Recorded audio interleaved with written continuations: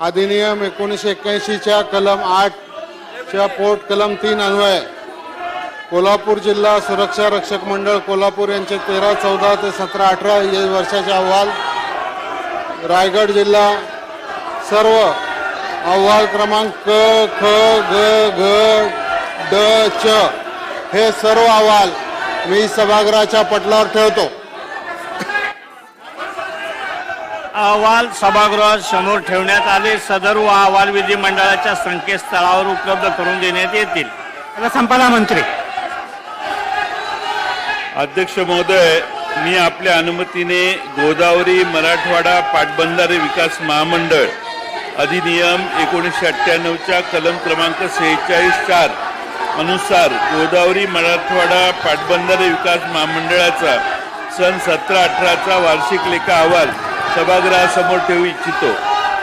अध्यक्ष महोदय, मी आपल्या अनुमतीने तापी पाटबंधारे विकास महामंडळ अधिनियम 1998च्या क्रमांक 47(4) अनुसार तापी पाटबंधारे विकास महामंडळाचा सन 17-18चा स्वतंत्र लेखा परीक्षा अहवाल सभागृहासमोर ठेवतो. वार्षिक लेखा अहवाल व स्वतंत्र लेखा परीक्षण अहवाल सभागृहासमोर ठेवण्यात आलं. सदर अहवाल विधिमंडळाच्या संकेतस्थळावर उपलब्ध करून देण्यात येतील. गृहमंत्री. माननीय अध्यक्ष महोदय, मी आपल्या अनुमतीने विदर्भ, मराठवाडा आणि उर्वरित महाराष्ट्र यासाठी विकास मंडळे आदेश 2011 मधील खंड 8 अन्वये गृह विभागाचे सन 2019-20 या आर्थिक वर्षातील विकास मंडळ न्याय कार्यक्रमांतर्गत व अनिवार्य नियत व प्रत्यक्ष खर्चाचे अविभाज्य भागासह विवरणपत्र सभागृहाच्या पटलावर ठेवतो. सन 2019-20 या आर्थिक वर्षातील विकास महामंडळ न्याय कार्यक्रमांतर्गत व अनिवार्य नियतव्यय व प्रत्यक्ष खर्चाच्या अविभाज्य भागासह विवरणपत्र सभागृहाच्या पटलावर ठेवतो. कृषी मंत्री. अध्यक्ष महोदय, मी आपल्या अनुमतीने महाराष्ट्र कृषी विद्यापीठ अधिनियम 1983च्या कलम 55च्या पोट कलम 3 अन्वये डॉक्टर पंजाबराव देशमुख कृषी विद्यापीठ अकोला यांचा सन 2010 व 2011 व 2011-2012 या वर्षाचे वार्षिक लेखे व लेखापरीक्षण अहवाल व ख. वसंतराव नाईक मराठवाडा कृषी विद्यापीठ परभणी यांचे 2013-2014 या वर्षाचे वार्षिक लेखे व लेखापरीक्षण अहवाल, डॉक्टर बाळासाहेब सावंत कोकण कृषी विद्यापीठ दापोली यांचे 2015-2016 या वर्षाचे वार्षिक लेखा व लेखापरीक्षण अहवाल सभागृहासमोर ठेवतो. लेखापरीक्षण अहवाल व वार्षिक अहवाल सभागृहासमोर ठेवण्यात आले. सदर अहवाल विधिमंडळाच्या संकेतस्थळावर उपलब्ध करून देण्यात येतील. पंचायत राज. वतीने महाराष्ट्र कृषी विद्यापीठ अधिनियम 1983च्या कलम 69 अन्वये वसंतराव नाईक मराठवाडा कृषी विद्यापीठ परभणी यांचा सन 2015, 2016 ते 2019, 2020 या वर्षाचा 44-48 वार्षिक अहवाल सभागृहासमोर ठेवतो. पंचायत राज समिती.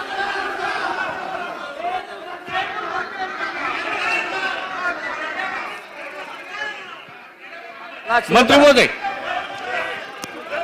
अध्यक्ष महोदय. उपाध्यक्ष महोदय, मी आपल्या अनुमतीने पंचायत राज समितीच्या अनुक्रमे पहिला, दुसरा, तिसरा आणि चौथा, 5वा, 6वा, 7वा व 8वा अहवाल सभागृहात सादर करीत आहे. पंचायती राज समितीचा अनुक्रमे पहिला, दुसरा, तिसरा, चौथा, 5वा, 6वा, 7वा, 8वा अहवाल सभागृहासमोर सादर करण्यात आला. विधानसभा आश्वासन समितीचा पहिला अहवाल सभागृहात सादर करा. अध्यक्ष महाराज, अध्यक्ष महोदय, मी आपल्या अनुमतीने विधानसभा आश्वासन समितीचा पहिला अधिवेशन अहवाल सभागृहात सादर करतोय. विधानसभा आश्वासन समितीचा पहिला अहवाल सभागृहासमोर ठेवण्यात आला. नाना.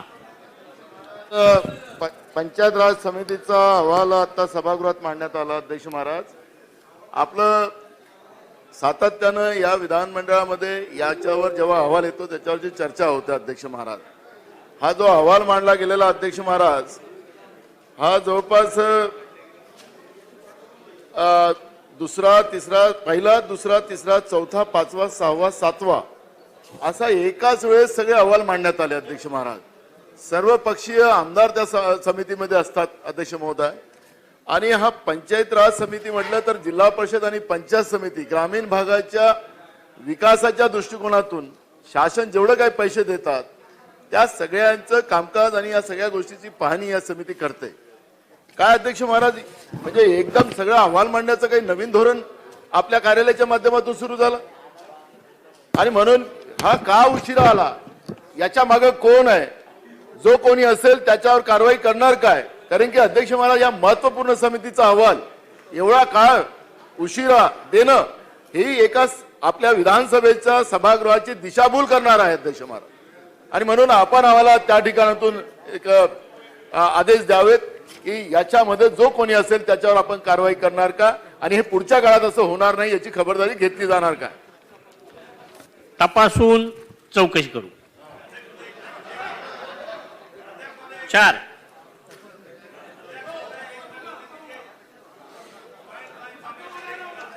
विधानसभा आश्वासन झालं.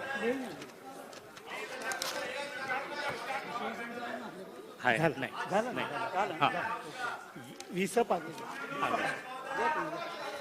विसपागे संसदीय प्रशिक्षण केंद्राचा 7वा अहवाल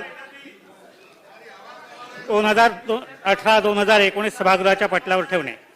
महोदय, मी आपल्या अनुमतीने विसपागे संसदीय प्रशिक्षण केंद्राचा 7वा अहवाल 2018-2019 सभागृहाच्या पटलावर ठेवतो. विसपागे संसदीय प्रशिक्षण केंद्राचा 7वा अहवाल सन 2018-19 सभागृहाच्या पटलावर ठेवण्यात आला.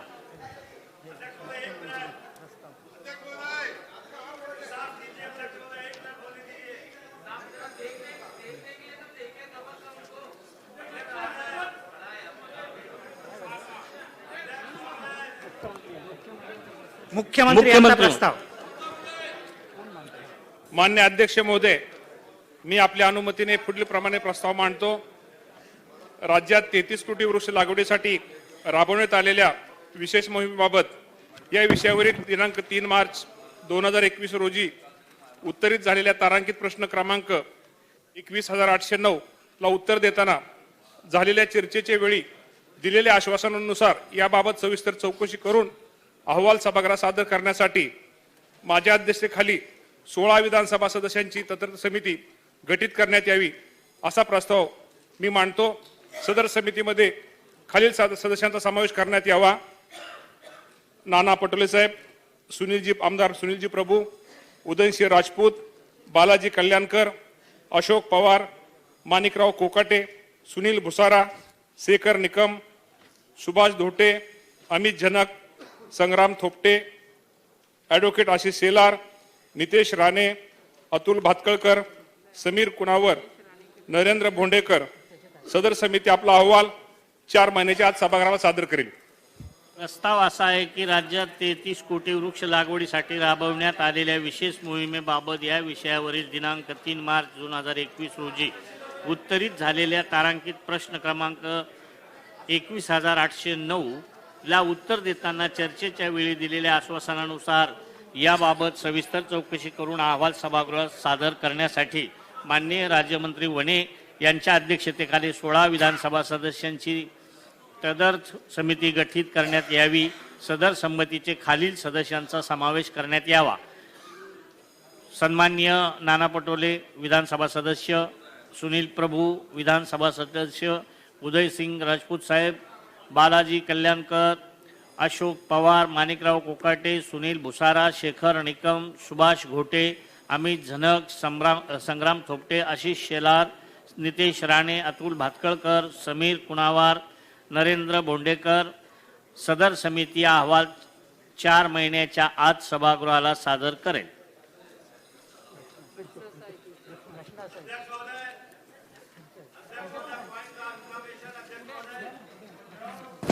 प्रश्न असा आहे की राज्यात 33 कोटी वृक्ष लागवडीसाठी राबवण्यात आलेल्या विशेष मोहिमेबाबत या विषयांवरील दिनांक 3 मार्च 2021 रोजी उत्तरित झालेल्या तारांकित प्रश्न क्रमांक 21,809 ला उत्तर देताना झालेल्या चर्चेच्या वेळी दिलेल्या आश्वासनानुसार याबाबत सविस्तर चौकशी करून अहवाल सभागृहात सादर करण्यासाठी माननीय राज्यमंत्री वने यांच्या अध्यक्षतेखाली 16 विधानसभा सदस्यांची तदर्थ समिती गठीत करण्यात यावी काय अनुकूल असतील त्यांनी होय म्हणावे, प्रतिकूल असतील त्यांनी नाही म्हणावे. होयचे बहुमत आहे, होयचे बहुमत आहे. प्रस्ताव संमत झाला.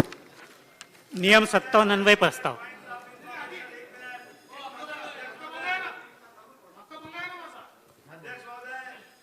अध्यक्ष महोदय, मी आपल्या अनुमतीने अनिल देशमुख गृहमंत्री यांचे विरुद्ध म20 नियम 273 अन्वय विशेष अधिकार भंगाची सूचना या ठिकाणी अध्यक्ष महोदय देतोय.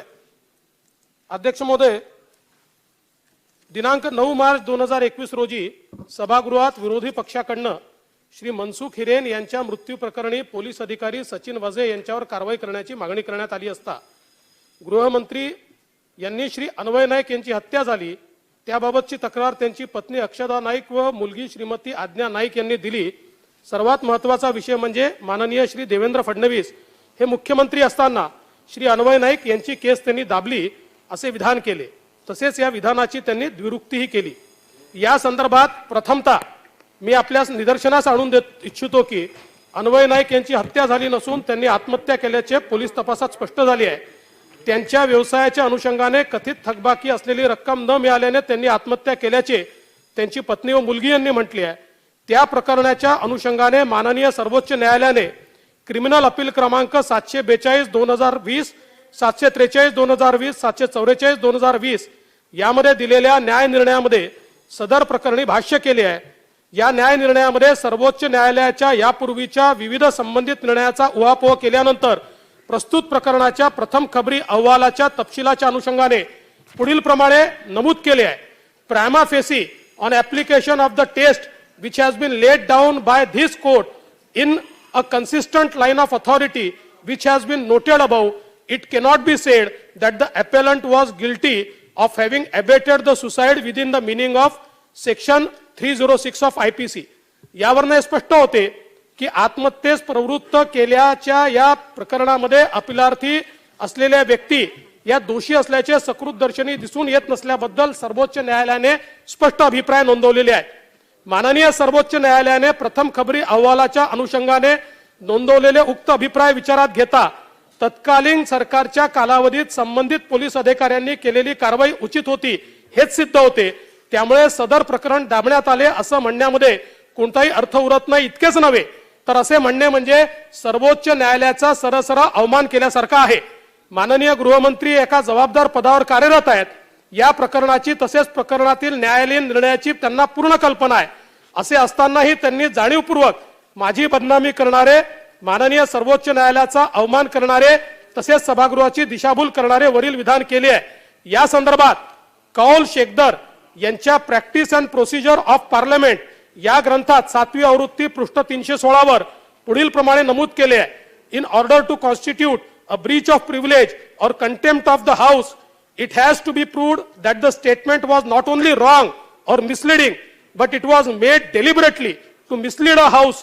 A breach of privilege can arise when a member or a minister makes a false statement or incorrect statement willfully, deliberately and knowingly. अध्यक्ष महोदय, विशेष अधिकार भंगाची उपरोक्त तरतूद व माननीय गृहमंत्र्यांचे विधान एकत्रितरित्या विचारात घेतल्यानंतर हे स्पष्ट होते की सर्वोच्च न्यायालयाच्या निर्णयाविषयी त्यांना पूर्ण कल्पना असताना किंबहुना या प्रकरणात तशा प्रकारचा निर्णय हा माहीत असताना देखील आणि मी तो सांगितल्यानंतर देखील त्यांनी स्वेच्छेने व जाणीवपूर्वक हे विधान केले आहे. हे विधान त्यांनी केवळ एकदाच केले नसून लगेच त्याची दुरुक्ती केली आहे. याचाच अर्थ माननीय गृहमंत्र्यांनी सदर विधान विचारपूर्वक सभागृहाची दिशाभूल करण्याच्या हेतूनेच केले असल्याचे दिसून येते. इतकेच नव्हे तर माननीय गृहमंत्र्यांनी सदर विधान करून माझ्यावर दबाव आणण्याचा प्रयत्न देखील केलाय. मी मूलतः सभागृहाचा सदस्य या नात्याने तसेच विरोधी पक्ष नेता या भूमिकेतून सरकारला जाब विचारण्याचे माझे कर्तव्य पार पाडत असताना माझ्यावर दबाव टाकून अडथळा आणण्याचा व त्याजोगे मला जो स्वातंत्र्य या सभागृहात मिळालाय त्याच्या हक्कापासून मला वंचित ठेवण्याचा प्रयत्न हा माननीय गृहमंत्र्यांनी केलाय. त्यामुळे यातून केवळ माझाच नव्हे तर या सभागृहाच्या विशेष अधिकाराच्या भंगाचा मुद्दा उपस्थित होतो. आपणास विनंती आहे की आपण तात्काळ ही विशेष अधिकार भंगाची सूचना मान्य करून हे प्रकरण विशेष हक्क समितीकडे पाठवावे अशी माझी विनंती आहे. माननीय विरोधी पक्षनेते फडणवीस साहेब यांनी अनिल देशमुख साहेब गृहमंत्री यांच्या विरुद्ध मांडलेली हक्कभंगाची सूचना मी तपासून घेईन. 7.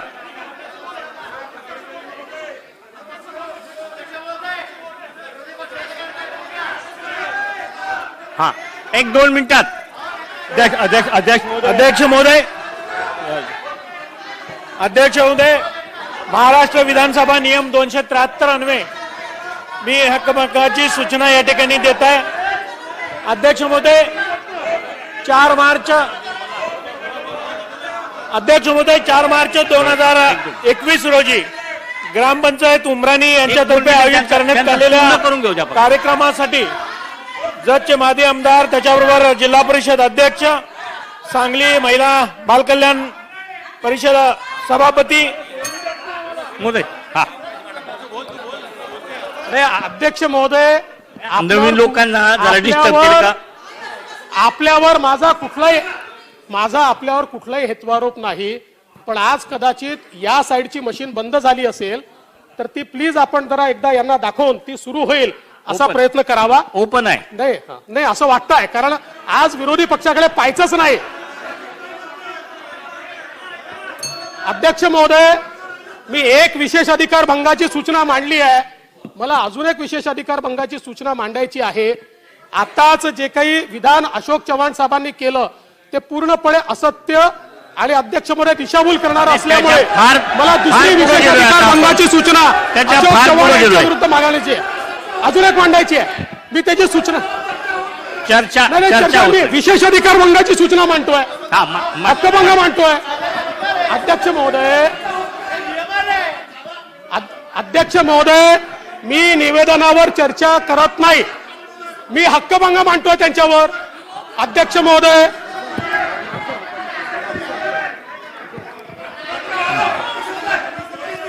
नाही सूचना साहेब, सूचना नाही दिली. सूचना दिलेली नाही. मला मांडू द्या, मी सूचना पाठवतो, मला मांडू द्या. बोला. अध्यक्ष महोदय, ते बोलतात आता. महाराष्ट्र विधानसभा नियम 273 अन्वये हक्कभंगाची सूचना या ठिकाणी मी करत आहे. नाना. अध्यक्ष महोदय, जत तालुक्यातील मौजे उमराणी ग्रामपंचायत अंतर्गत पशुवैद्यकीय अध्यक्ष महाराज विरोधी पक्ष नेत्यांनी आपल्याला हेतू आरोप जो केलेला आहे की आपल्या कानाचं मशीन बिघडलेलं आहे. नाही, मीच बोललो होतो ते. नाही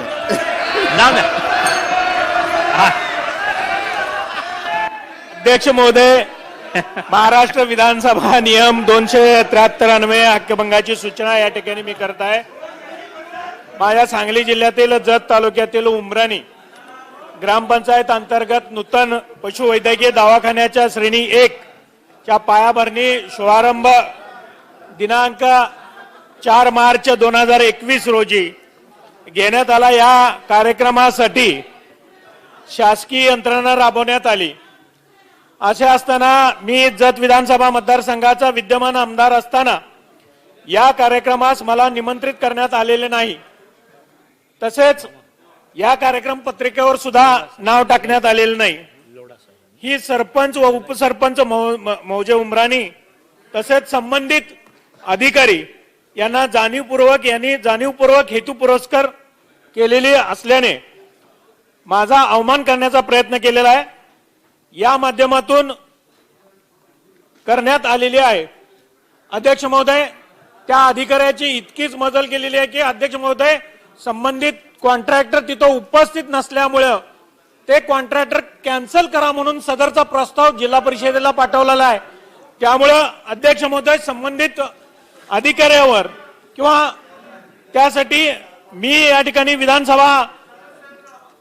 विधानसभा नियम 273 अन्वये सरपंच उपसरपंच मौजे उमराणी संबंधित अधिकारी यांच्या विरुद्ध हक्कभंगाची सूचना या ठिकाणी देत आहे. ती स्वीकृत करण्यात यावी ही विनंती. माननीय अध्यक्ष महोदय, माननीय स्वास्थ्य मंत्री यहाँ पर बैठे हुए हैं. मैं उनका ध्यान एक आकर्षित करना चाहता हूं. जो वैक्सीनेशन प्रोग्राम शुरू हुआ है, इसके लिए सीनियर सिटीजन को भी आधार कार्ड, राशन कार्ड ये सब लगते हैं. पर महाराष्ट्र के अंदर हजारों साधु संत ऐसे हैं जो कभी एक स्थान पर नहीं रुकते तो उनके पास में कोई आधार कार्ड राशन कार्ड नहीं रहता है, और वो सीनियर सिटीजन होने के बाद भी उनको नहीं लग रहा है। मेरा आपसे निवेदन है कि आप या तो पुलिस स्टेशन को इसका अधिकार दें, उनका वेरिफिकेशन करें, और सारे साधु संत जो कि वैक्सीनेशन लगवाना चाहते हैं उनको इसके बारे में किसी तरह से शामिल करके लें। ऐसा आपके माननीय अध्यक्ष के माध्यम से सरकार से निवेदन है, और सरकार इसके बारे में तुरंत आदेश जारी करेगी। महानगर पालिका को दें, पुलिस स्टेशन को दें, वो आपका निर्णय है, पर तुरंत इसके बारे में निर्णय करके उनको भी शुरू करवाने दें। धन्यवाद। मंत्री महोदय दखल घ्यावी. लई चांगला मुद्दा इथे मांडलेला आहे अध्यक्ष महोदय.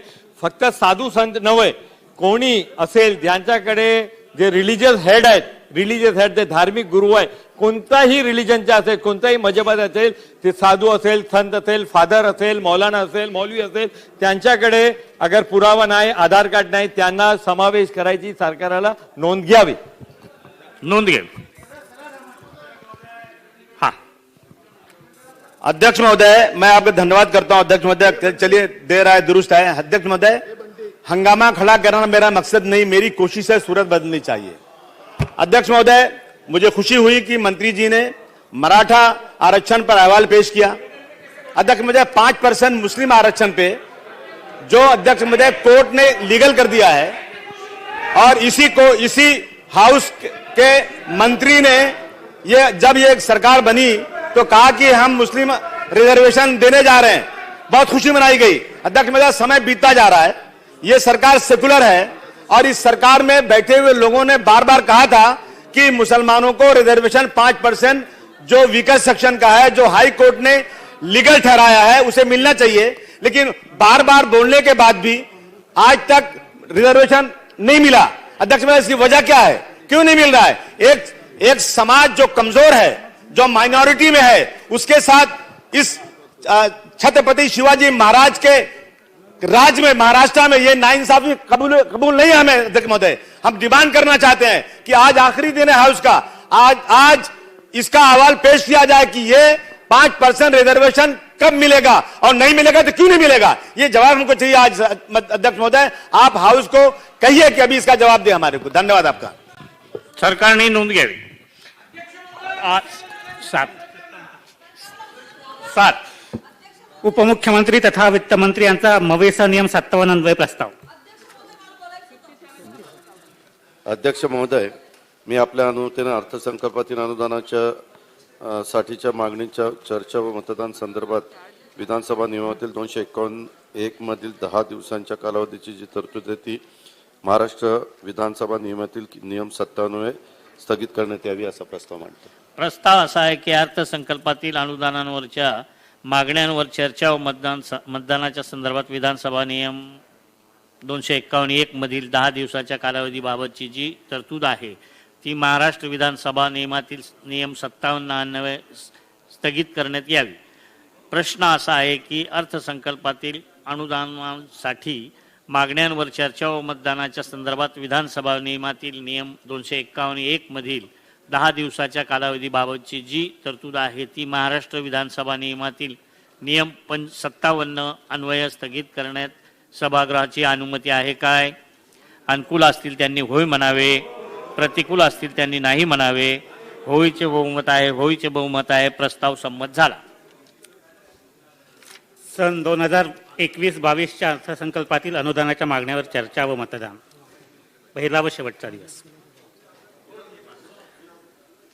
आता 1 गृह विभाग, 2 महसूल व वन विभाग, 3 कृषी पशुसंवर्धन, दुग्ध व्यवसाय विकास व मत्स्य व्यवसाय विभाग, शालेय शिक्षण व क्रीडा विभाग, 5 नगर विकास विभाग, सार्वजनिक बांधकाम विभाग, जलसंपदा विभाग, उद्योग व ऊर्जा कामगार विभाग, ग्राम विकास विभाग, अन्न नागरी पुरवठा ग्राहक संरक्षण विभाग, सामाजिक न्याय व विशेष सहाय्य विभाग, 12 नियोजन विभाग, गृह निर्माण विभाग, सार्वजनिक आरोग्य विभाग, वैद्यकीय शिक्षण व औषध द्रव्य विभाग, आदिवासी विकास विभाग, पर्यावरण व वातावरणीय बदल विभाग, सहकार पणन व वस्त्रोद्योग विभाग, उच्च व तंत्र शिक्षण विभाग, महिला बाल विकास विभाग, पाणी पुरवठा व स्वच्छता विभाग, पर्यटन व सांस्कृतिक कार्य विभाग, इतर मागास बहुजन कल्याण विभाग, आणि मृद व जलसंधारण विभाग या विभागांच्या मागण्या चर्चेला घेण्यात येतील.